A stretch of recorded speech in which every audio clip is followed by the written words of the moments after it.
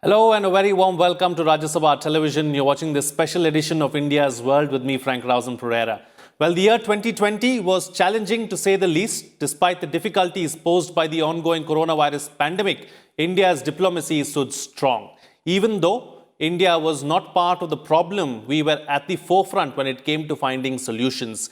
India led the way on many fronts, right from providing the neighborhood with life-saving drugs to taking on China and from calling UN reforms, or rather calling for UN reforms, to asking the world to stand by it to fight terror. That was in 2020. But what can we expect in 2021? There is no doubt that China will continue to pose a problem, and we have to be wary of our northern neighbors. The Quad saw some progress and may continue down that path in 2021 as well. Though several hints have been dropped, it is still unclear what shape the US's foreign policy will take under the Biden administration. The president-elect has vowed to restore an Obama-era nuclear deal that was scrapped amid escalating tensions between the Trump administration and Iran. The moves in Afghanistan too need to be closely watched. What does 2021 have in store for India's diplomacy? That's what we'll analyze in this edition of India's World. Joining me on the program today are Raymond Vickery, Senior Associate, Wadhwani Chair in US-India Policy Studies, Kawal Sibbal, former Foreign Secretary, and Jayadev Ranade, President, Center for China Analysis and Strategy. Thank you to all my guests for joining me on this edition of India's World. Ambassador Sibbal, I'd like to start the program with you first. As far as 2021 is concerned, let's start with China, because China has posed a lot of problems right on the border for us as well as in the Indian Ocean. Can we expect more of the same from China in 2021? And is that going to be our biggest foreign policy concern? Yes, indeed. I think China is going to be the biggest foreign policy issue facing India. And not only India, the whole region, and indeed the entire world, including the United States, because China's policies have become very domineering, very expansionist, and there is that self-confidence that the world cannot do without China, and that and all this talk about decoupling and what have you is not realistic. The manner in which, for example, they're treating Australia, they're really bullying Australia openly. And Australia is a key country in the Quad. But more than that, it's a US ally. And what they do to China, to Australia, sends a signal to other countries too. So for India, it's going to be a very big challenge. In fact, I would say that looking ahead, not only 2021, but beyond that, our biggest foreign policy challenge will be China. And all our foreign policy choices, our alignments, our strengthening of partnerships with key countries is going to be determined by China's threat to us, China's conduct, not only towards us, but in our neighborhood and the region at large. In fact, our biggest long-term adversary is China, and we need partnerships with many other countries, key countries, to be able to deal with this challenge collectively, though how successful we will be, I'm not too sure, because China's economic clout is such that countries who are far away and don't have any contiguous borders with China will always have the temptation of both engaging and competing with China. But unfortunately, we don't have that choice, because China is sitting right on our borders. It is intruding into our borders. It is tied up with Pakistan. We have a real two-front situation challenge, and China is much more of a physical threat to us than it is to other countries. Absolutely. And since we are here, Mr. Vickery, let me take this particular aspect forward with you. The ambassador spoke about partnerships, and he also spoke about the Quad. We know that there is a change of guard, of course, in the United States. What's the Biden administration's thought process as far as China is concerned? Are we going to see more partnerships with the United States and other like-minded countries to take on China in the Indo-Pacific? And do we see the Quad shaping up even more? Well, thanks very much for having me again. I appreciate that. And I'd just like to point out that Joe Biden, when I was working with him on the U.S.-India civil nuclear deal, set forth way back in 2006 his vision for the U.S.-India relationship. And at that time, he said that it was his dream that in 2020, the two closest partners in the world would be India and the United States. And I think that that bodes well for the relationships between India and the U.S. on China, on Pakistan, on so many of the international issues. Now, having said that, dreams are one thing, and as Kanwal points out, and Jayadeva will as well, reality is quite different. I think, though, that there is an appreciation, and it's bipartisan in nature, goes across the Congress as well as the administration, that China is a primary threat to stability in the Indo-Pacific region and indeed in the world. So I don't think that India needs to be concerned that you're going to have less of a backup from a Biden administration than you did from a Trump administration. Rather, I think it'll be just the opposite. Rather than being a transactional, what are you going to do for me approach, which the Trump administration had, it's going to be a broader relationship between the two greatest democracies in the world. And you have to realize that, of course, India has skin in the game, as is said, because of your situation in terms of proximity, sharing borders. But the United States has a lot of skin in the game as well. We're the ones who have military forces that are around Taiwan. We're the ones that have obligations in regard to nuclear umbrella. We're the ones, really, the Quad started in a Democratic administration, and even though 2021 will be very different from 2015, 2016, or even this year, the fact is that those trends in terms of looking at U.S. interest in vis-a-vis China are going to continue, and we're going to have to work through that together as partners between India and the U.S.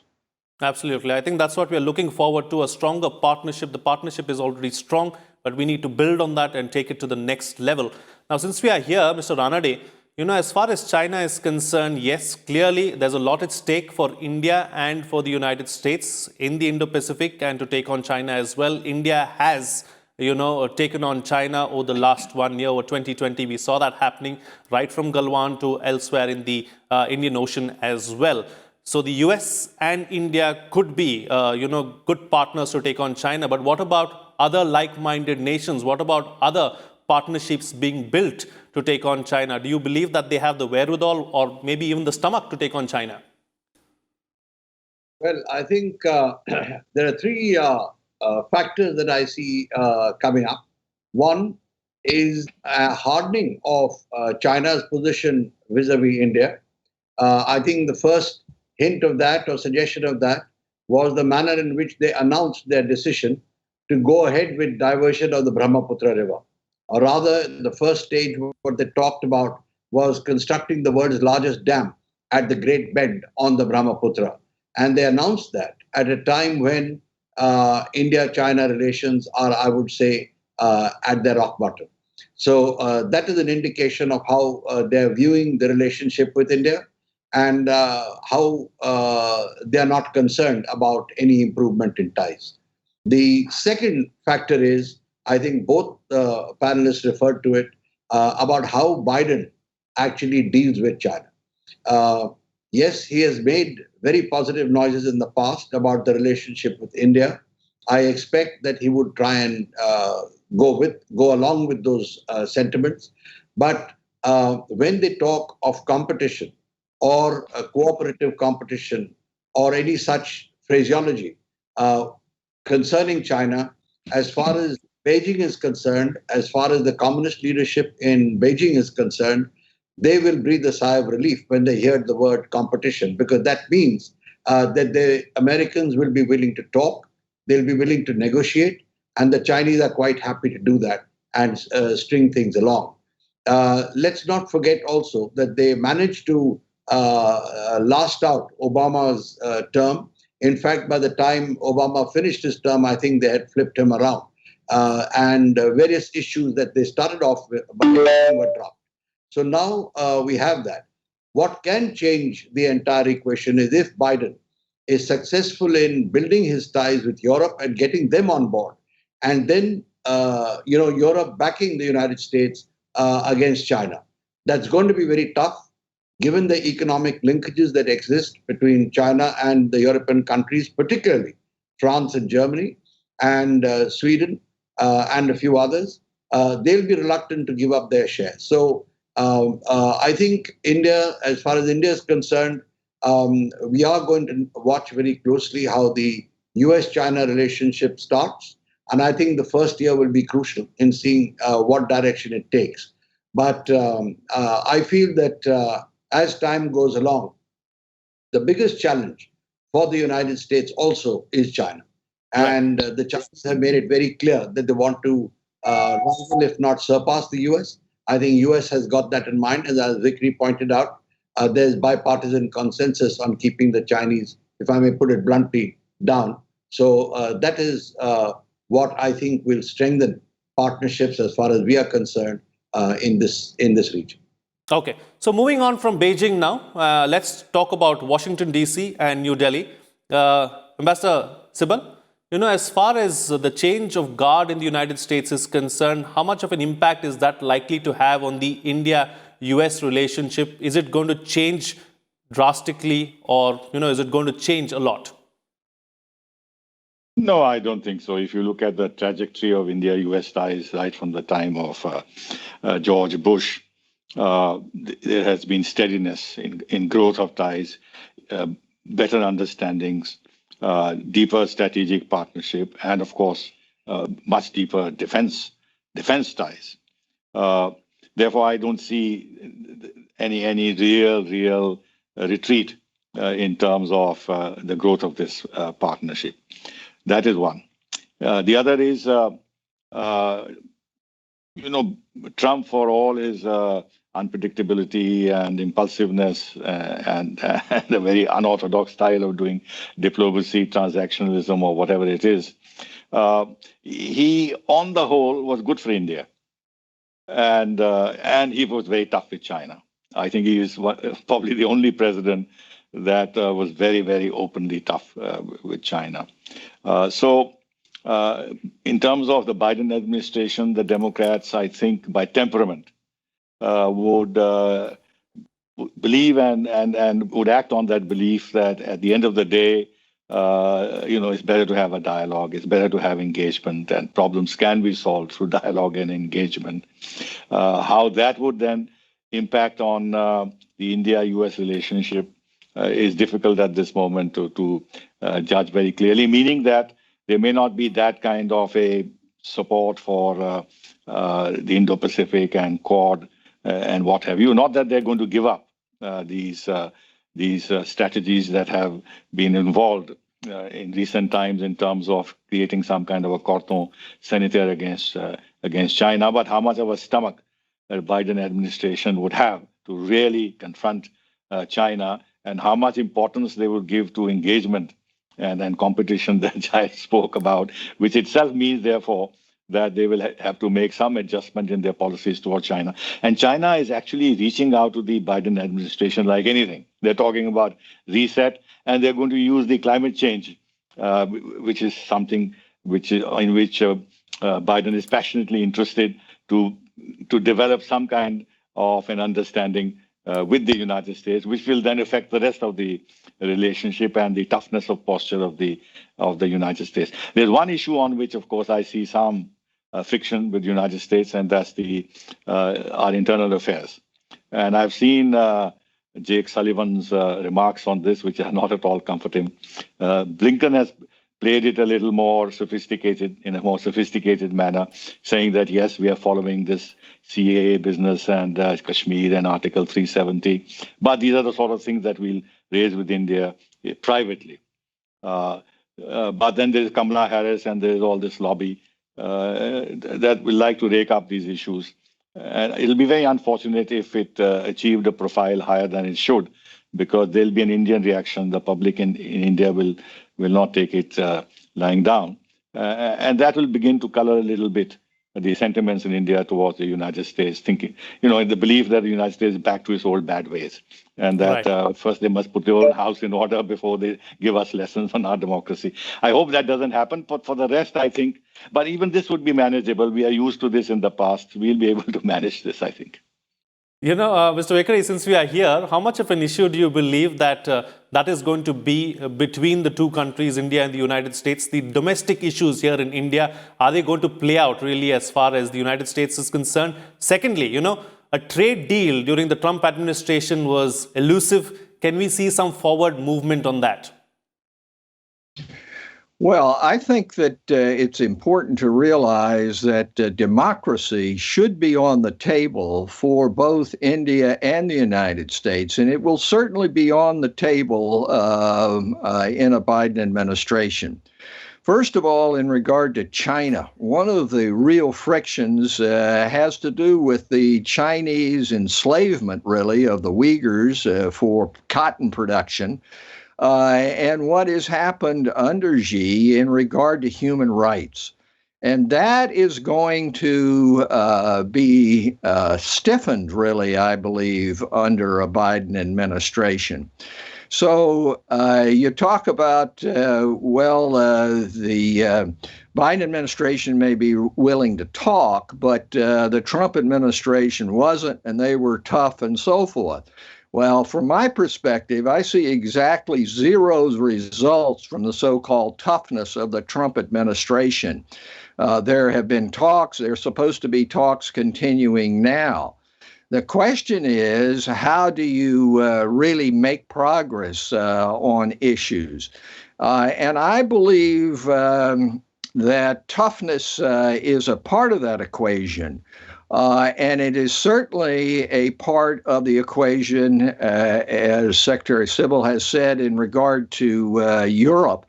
The fact is that a Biden administration will be able to get European interest more on board vis-a-vis China than the Trump administration has ever been able to do. And the reason is very simple. You can't denigrate NATO. You can't denigrate the EU. You can't denigrate multilateralism and then expect people to go along with you on a crucial issue like China. So I think India has a lot to look forward to in that regard. But it is true that this is going to be, I believe, a wider relationship between the U.S. and India than the transactional approach of the Trump administration, which was basically pretty narrowly focused, did not include democracy, did not include climate change, did not really include working together on health matters, and certainly didn't include any progress on economic matters. You may recall when President Trump was out in India, there was supposed to be a trade agreement signed. And in fact, my information is that it was pretty well done, and it was done from an Indian perspective as well as the U.S. And then at the last minute, it was taken off the table and nothing happened. I think we have to return to that in terms of the broader relationship between what President-elect Trump has said should be the closest relationship between two nations in the world. Right, President-elect Biden. Okay, moving on from there now, Mr. Ranade, President-elect Biden has also spoken about how he wants to go back to the nuclear deal with Iran, try and sort out that issue as well. There's Afghanistan too, where the US is going to consider some options. So, how is all of that going to affect India? Do you believe that we are going to get some kind of a breather on Iran? And also, as far as Afghanistan is concerned, what should our strategy be going forward? Well, on Iran, I think the Biden administration is to my mind, moving in the right direction. There has to be some give in that equation. And I think Biden is working towards that, or will be working towards that. For us, it will certainly give us a sense of relief, and probably shall I say, the measures that Biden plans with Iran will include greater leeway for us and other countries. But as far as Afghanistan is concerned, I think certainly we will be watching it very carefully. He has spoken of options, but he has got two issues there. One, within the US, opinion is divided on whether they should pull back the forces right away or whether they should keep them there and complete at least the larger part of the business that they set out to do. So he'll have to go with that. He's appointed a general or he's decided on a general to take over the Defense Department, and I suppose he will be looking to him for advice. So let's see what happens there. It's not clear. But here I do look at the equation with Pakistan, who is certainly started reaching out to Biden and his members of his administration, trying to revive old ties and links, including with Biden himself. And they will try and again show the American support for them in Afghanistan. So that's one aspect I think that we would need to watch very carefully. As far as the Chinese are concerned, I think they will continue to use Pakistan as their cat's paw in Afghanistan and negotiate, if at all, with the Americans through that. But I think the bottom line is the manner in which I see the Chinese armed forces being deployed along the borders, the Afghan-Pakistan borders, the Western Theatre Command being given task of manning the borders with Afghanistan, Pakistan, CPEC, etc., the China-Pakistan Economic Corridor.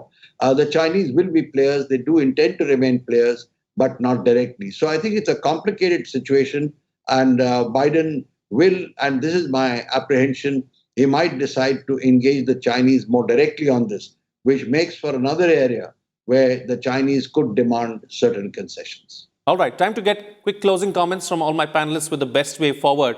Let's not forget that India has played a major role as far as providing solutions to the COVID-19 pandemic is concerned in 2020. We're going to see more of that in 2021 as well. Ambassador, is that something that we can use as gains for us going forward? Can we turn that goodwill to gains?